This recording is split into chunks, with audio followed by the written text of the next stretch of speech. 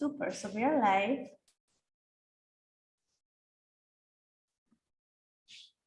And we'll get started in just 2 more minutes.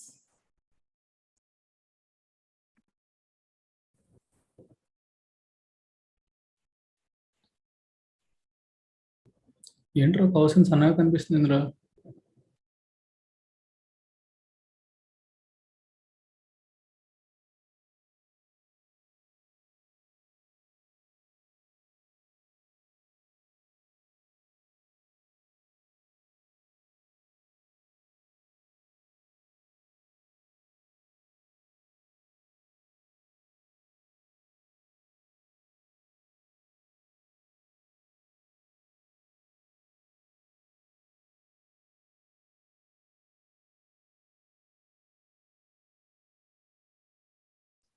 Okay, it's just 1 more minute.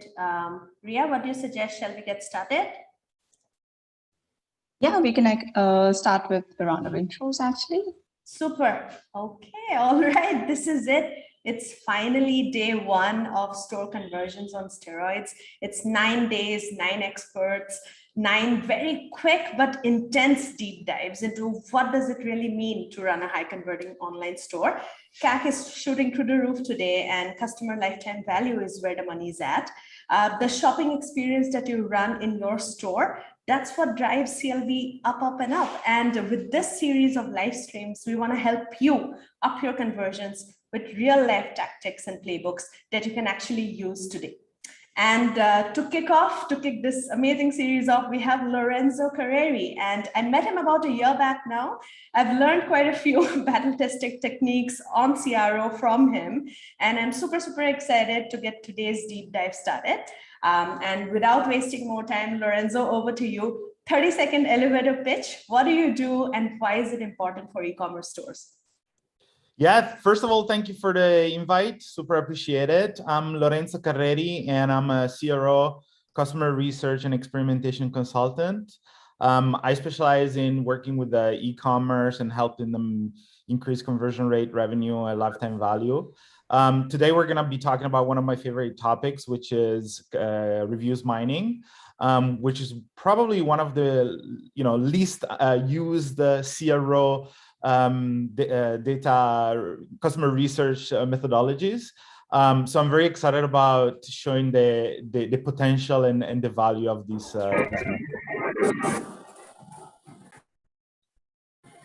I'm super excited to hear more about it. But just to get started with what's review mining, and before that, actually, what's wrong with our product content in stores today? What's wrong with it? Yeah, so I would say one of the common challenges that I see on product pages, for example, is that they don't really include content, visual, copy related to what the user is looking for. So one of the things that I do with my clients is I analyze all the different reviews that a product, for example, has to understand a bunch of, I call them user stories, which means like how has the user used the product. And basically the idea is to leverage reviews mining to come up with a bunch of insights that help me increase conversions and help the user make a decision when the user is in front of the product page and has to decide if that product is good or not, basically. Got it. And is this process good for all kinds of, so most of our target audience today is folks who are anywhere between 2,000 to 20,000 kind of orders. So what do you do when you have less reviews, and what do you do when you have a lot of reviews? Yeah, so for those stores that have a lot of products, I would definitely prioritize those products that bring in the most revenues. So let's say you'll have the typical kind of like 80-20 rule where 80% of the revenue is brought by 20% of the product. So I will try to focus on those products. For the businesses that don't have enough reviews, there's a lot of different ways that they can do it. Let's say they also sell the products on third-party sellers like Amazon or Walmart or whatever other kind of like business and e-commerce, they could actually do the reviews mining on those websites. So it doesn't have to be their own website where they look at the reviews. It could be somebody else's website, as long as the product is the same. Or as an alternative, they could look at competitor reviews. So let's say you're selling, dog food, and you don't have enough reviews for one specific product because maybe you just launched it. What you could do is you can look at the competitors' similar products to come up with a bunch of insights. Sure, it's not the same as looking at your own product, but you can have a little bit of data from there.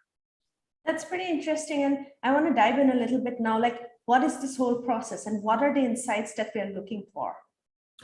Yeah, I'm gonna share actually the spreadsheet I use to do the analysis. All right, it's an awesome day for our audience here. They are going to be able to actually see live in action. Yeah, so I mainly use the spreadsheet to do the analysis.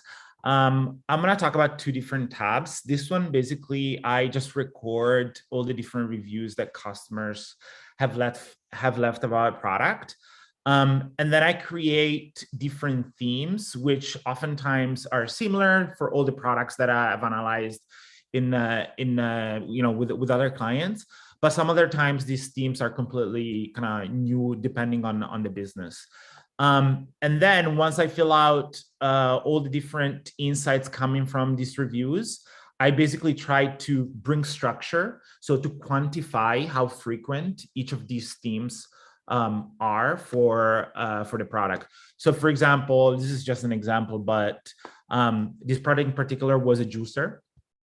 And in this tab, there is pain points. So pain points that customers who left the review in the store have mentioned. So for example, 40% of the people said that there was too much cutting. They had to cut vegetables way too much. Others said that there was a risk of cutting myself. So for the pain points category, I break it down into subcategories, and then I simply quantify in terms of like how often people have mentioned those topics. Got it. And how do you kind of like even pull out? I am sure that sometimes when you're reading one review versus the other, especially when you have a lot of reviews, right? How do you really pull out these segments of topic clusters, right? Like, is there something that folks can do if they have a lot of reviews? I'm sure if you have few reviews, it's literally going through it one by one. But if you have a bunch and across different kinds of platforms, how do you really pull out these topic clusters? Yeah, I would start with probably like 100 reviews, so I wouldn't go too crazy, just because for two reasons. First of all, it's very time consuming. Usually 100 reviews, depending on how long the reviews are, which is also like another topic that is very important. I would completely remove reviews that are like kind of like just one sentence that says, "Oh, I love this product, I will buy it again." I will completely review this kind of review because it's not insightful. It doesn't help me, come up with a potential solution to improve the conversion. So first of all, focus on at least 100 reviews. Second, what you want to do is basically like create macro topics for each of these categories. And then, so for example, you have, here in the pain point, you have too much cutting, and then risk of cutting myself. So you could be combining them together and just call it cutting. And then, it really depends on, oftentimes the topic, the theme that has the highest number of subtopics usually is benefits, which are basically the benefits that people got from the product. Usually that list is very, very long, because different segments got different benefits from the product. So yeah, that's what I would do. Right. And is there anything that folks, like 3 things that people have to keep in mind when they're doing this process? Because next time I want to dive into what do you do with these reviews? Like, where do you put it in your store? But like right now, to wrap this segment up, what are 3 things they have to remember when they're doing this process of mining reviews? Yeah, so first, step number 1 would definitely look at, carefully read the review and try to understand what the user actually means with that review. So for example, in sales, there's this concept of active listening, where the salesperson basically listens carefully to what the prospect says. People that do reviews mining should do something similar, but I call it active reading.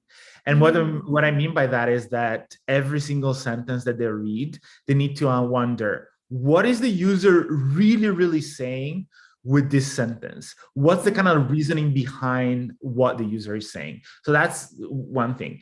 The second one is, with these things, act on the insights that you get from reviews mining.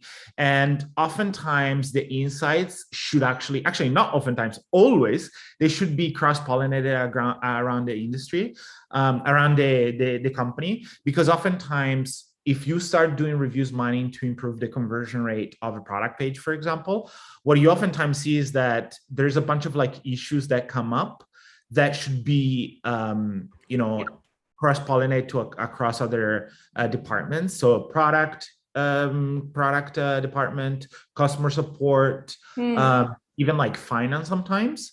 And then third, act on those insights. So for each kind of main theme that is being brought up from these insights, come up with some ideas on how you can increase conversion based on that, basically. Right. And that's what we're going to dive into. We're just on the clock, so I'm just going to ask anybody here, if you want to, ask any question to Lorenzo, please put it down on the comments, on the chat. You'll just see that below, and we'll come around to it as soon as possible. So just now diving into the actionables, right? So what do I do? I've mined out 100 odd reviews. I've eliminated all the tiny ones that don't really make much sense or don't give much depth to me. Simple stuff like, oh, I love it. That's great, but what am I going to do with it? So reviews that are adding more, information on the benefits, on the problems. So I'm going to pull all of that out. And then I'm going to segment it. I'm going to, put it into clusters. I'm going to, draw insights out of it on which part of my store funnel I can actually impact. And then what are these examples of what I can do actually with those reviews now? Yeah, so one thing that I want to mention is that you should actually, this reviews mining approach should be augmented with other customer research approaches, right? So you should look at the results that you got, the insights that you got from this methodology, and compare them with customer support tickets, for example. Maybe a lot of people are asking question about, I don't know, the size of the dog food that everybody wants to know how big the kibble of the dog food is. So maybe that is not clear enough. So you want to augment that insight with reviews mining and come up with a bunch of hypotheses and ideas on how, okay, fantastic, everybody's concerned about X, right? We should make that element more prominent on the site. Or everybody says that they love the product because of Y reason, but that reason is not present on the site. We should make that more prominent on the site, both with copy and images. It's very difficult to kind of generalize to what they should do, because it really depends on what the insights show. And I remember, Lorenzo, one of the times that we were catching up, we saw, I think you showed me an example of a store in which they actually used the review categories to almost create a navigation structure, right? That were the categories that was on the home page, and people and consumers like me could actually get there, and all the reviews that were mined and the benefits became subsections within your homepage of your store. Can you just talk to our audience a little bit about that example? Yeah, so basically, if you think about it, the user makes a bunch of decisions if she wants to buy or not based on a bunch of criterias, right? But the problem is that at the moment, most DTC brands, in general, most e-commerce, don't show those attributes, let's say product attributes, in the review section. So let's say I make a decision because I'll give you an example with the restaurant industry, because it's absolutely classic. So I'm Italian, born and raised in Italy, but I live in London. Now, when I go to an Italian restaurant, I don't really care about seeing, reviews from, I don't know, like British people or American people, because the way I consider Italian food is very different than the way other people consider Italian food, right? So this is a classic example of, okay, imagine if TripAdvisor gave me the opportunity to just select reviews from Italian people that both, maybe even the way Italian people living abroad are different than Italian people that live in Italy, right? So think about the way your customers make decision when buying your product. And based on that, when you ask your customers to leave reviews, ask the question about that criteria, that attribute. So for example, yeah. No, that's interesting. Like, give us an example, sorry. Yeah, so an example would be like, first of all, figure out what are the attributes that your customers care about the product. Let's say, I don't know, color, size. Let's talk about like a clothing brand. Color, size, for which occasion, and maybe let's say these three, right? Then what you want to do when you ask for reviews, when you ask your customers to read reviews, you ask them to write a comment about each of these three attributes, and then you use these three attributes as filters in the review section. So now the user can pick and choose all the different filters that they want. So I want to see what people have said about the color red, about this t-shirt, that they used in the context of the gym, for example, right? Yeah. So now, this is why I want to buy as well. I want to buy red t-shirt to use it at the gym. Now I'm seeing a bunch of reviews of people that have used the product in the same context as I want to use it. Yeah. I can totally see, even in bestsellers or something like that, that you can literally put in, that this is like the most loved red t-shirts for gym, right? And then you can link it to reviews. I think the scope is endless. There's a lot that you can do. I want to quickly, in interest of time, dive into the two questions we have. And then if time permits, I have a couple of more questions. So Nassim is asking Lorenzo, first of all, great to hear from you. What is the minimum number of reviews needed to gain credible user insights? Yeah, I would say start with 100 at least. And because keep in mind that this process is quite time consuming, so you want to make sure that you're looking at enough reviews to have enough data, but this is also like qualitative data, so having a huge amount of reviews is not super important. So I would start with the 100 to begin with. Got it. And for Nassim, right? Like, let's say she has 100 reviews. These will be reviews where she prunes out everything that's not adding much deeper insight to her on how consumers actually evaluate her products, right? Yeah, so when I talk about 100 reviews, it should be 100 insightful reviews. So for example, if I would completely remove a review, as I mentioned earlier, such as like, I love this product, I will buy again. I wouldn't consider this a review because it's not insightful. It doesn't really give me, actionable stuff to do with my product page or my company in general. So when I talk about 100 reviews, I'm talking about 100 insightful reviews that give me some sort of like information about what I should do based on that. Done. Nassim, I hope it helps. Yeah. Then the second question is from Sandra. Hi, Sandra. Thank you for being here. She's asking, do you have any recommendations of how to gather more reviews from customers if you're a small store? I think that's a burning question for most small stores. Yeah, so I would say you could say, okay, I'm going to maybe like incentivize people for leaving reviews. If you leave reviews, maybe you can get X discount for the next purchase, for example. That would be one. One thing that I would also try to leverage is every time you're talking to a customer via live chat or customer support, and that customer, maybe you can ask, hey, do you mind leaving a review here? You can send like the link. So every time there's a contact with the customer, like live chat or customer support tickets, just ask the customer to leave a review.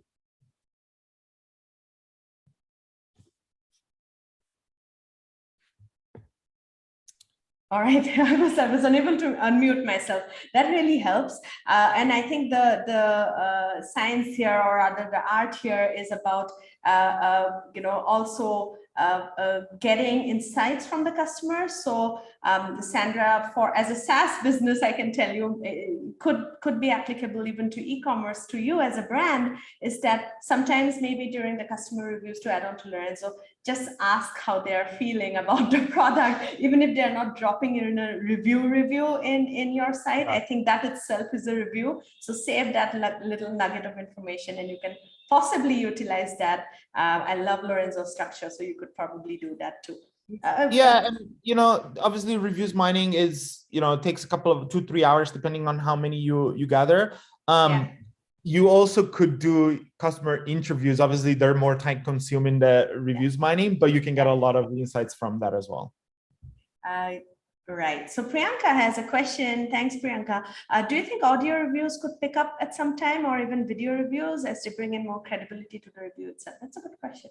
100%. Yeah, I think you said credibility. 100%. You said it right. I think in a world where the user, I've seen a lot of time actually when doing customer research projects, people might think that the reviews are fake, or somebody actually got somebody in the family wrote the review, or some other employee in the company wrote the review. I think audio and video could be a great way to increase the trust that the user might have in the reviews.